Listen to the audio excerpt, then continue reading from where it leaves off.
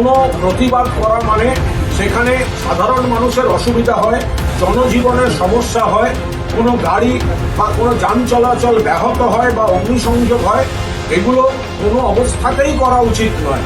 যারা কোনো আন্দোলনে ক্ষুব্ধ হয়ে যারা করছেন তাদের বলবো দয়া করে এই ধরনের কাজ করবেন না, কারণ এতে বিজেপির রাজনৈতিক পারপাস সার্ভ হচ্ছে। যারা ওয়াকফ বিলে প্রতিবাদ করছেন, আন্দোলন করছেন, মমতা বন্দ্যোপাধ্যায়ের উপর ভরসা রাখুন। আপনারা বিজেপির পাতা ফাঁদে পা দেবেন না।